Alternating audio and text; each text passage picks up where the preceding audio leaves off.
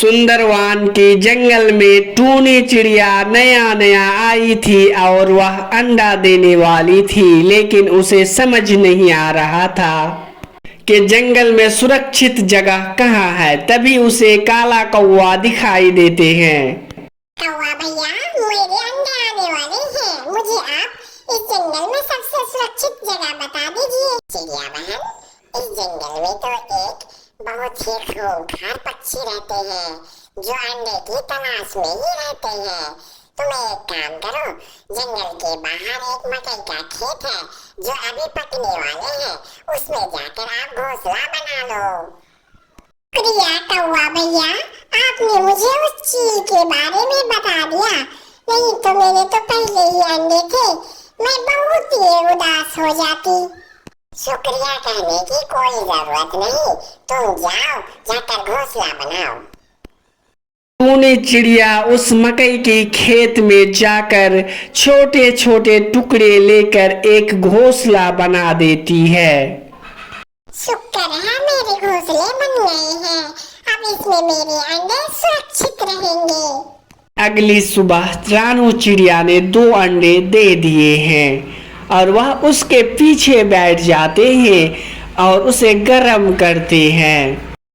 लक्ष्मी चिड़िया बहुत खुश थी क्योंकि उसे भोजन के लिए भी बाहर नहीं जाना पड़ता। वह मकई के दाने को ही लेकर भोजन बना देती थी।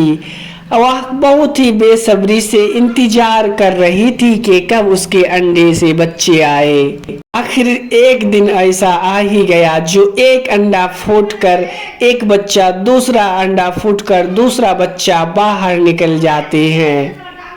लक्ष्मी चिड़िया अपने दोनों बच्चों से बहुत प्यार करती थी।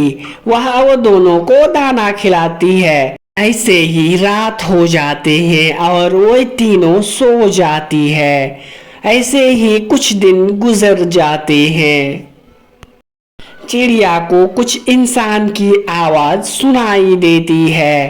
वह कहते हैं, औजार लोहार को दे के आ गया हूँ, वो जब भी मुझे देंगे आकर मैं मकई काट कर उसे बेच दूंगा।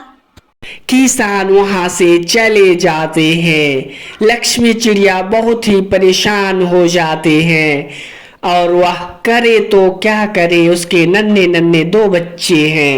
मैं क्या करूंगी, इंसान ने अगर फसल काट लिया तो मेरे बच्चे ऊपर आ जाएंगे और चील का नजर आसानी से उसके ऊपर आ सकते हैं और मेरी बच्ची को खा भी सकते हैं।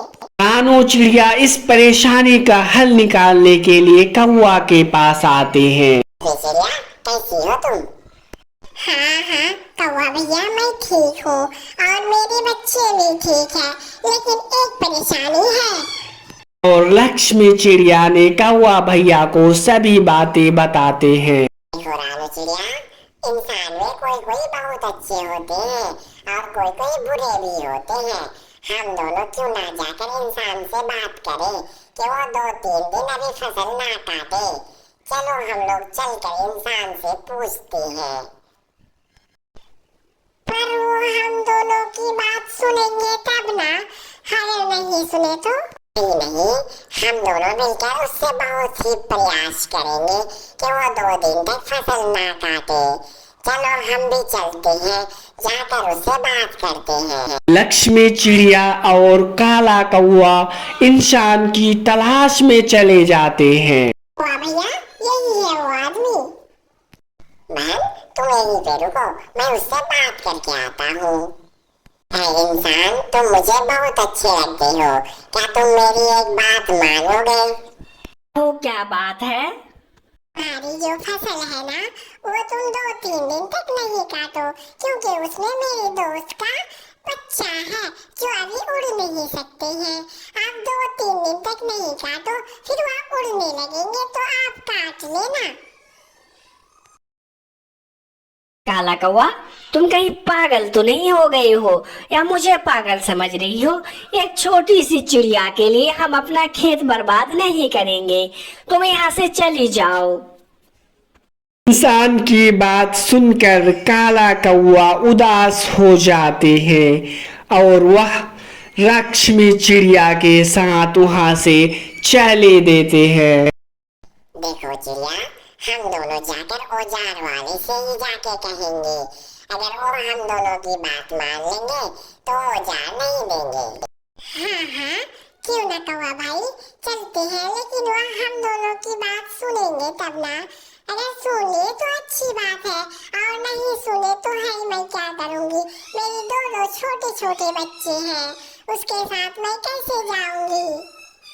लक्ष्मी चिड़िया, तुम टेंशन मत लो, मैं उस औजार वाले से बहुत ही अच्छे से बात करेंगे। लक्ष्मी चिड़िया और काला कौवा आकर औजार वाले से कहते हैं, औजार वाले भैया, आप ये वाला औजार किसान को ना दो। क्यों नहीं देंगे, क्यों नहीं देंगे, मैं तो उसे दूंगा, क्योंकि मुझे पैसा की बहुत जरूरत है। वो जरूरत कौन पूरा करेगा। औजार वाले भैया, जिस खेत को वह काटेंगे उसमें मेरे दो छोटे छोटे नन्हे नन्हे बच्चे हैं जो अभी उड़ भी नहीं सकते। अगर वो फसल काट लेंगे तो चील दोनों बच्चों को खा जाएंगे, इसलिए आप उसे औजार ना ही दो तो अच्छा है। या तुम्हारी बात सुनकर मैं धरती तेज नहीं करूँगा, तो फिर मैं अपने बच्चे को कैसे खिलाऊंगा। किसान भी उसकी बात मानने से इनकार कर देते हैं और लक्ष्मी चिड़िया और काला कौवा उदास होकर वहाँ से चले आते हैं। आकर दोनों चिड़िया एक पेड़ पर बैठ जाते हैं। कौवा भैया, उस लोहार पर तो हमारी आखिरी उम्मीद थी, अब हम क्या करेंगे। चिड़िया, मेरे जहन में एक बात आती है, तुम यहीं पर बैठी रहो, मैं क्या करता हूँ तुम सिर्फ देखो। थोड़ी ही देर में किसान वहाँ से धरती लाने के लिए लोहार के पास चले जाते हैं। वह धरती लेकर वहाँ से चले आते हैं।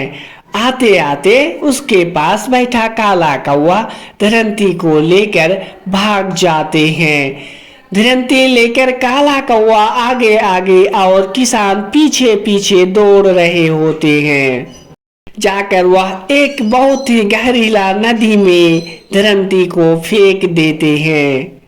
तो किसान भैया, अगर सीधे उंगली से घी ना निकले तो उंगली टेढ़ी करनी पड़ती है। तो किसान को बहुत समय लग जाएंगे धरती को तेज करने के लिए। कालू कौवा आकर चिड़िया को कहते हैं, तो चिड़िया बहन, घी अगर सीधी उंगली से ना निकले तो उंगली टेढ़ी करनी पड़ती है।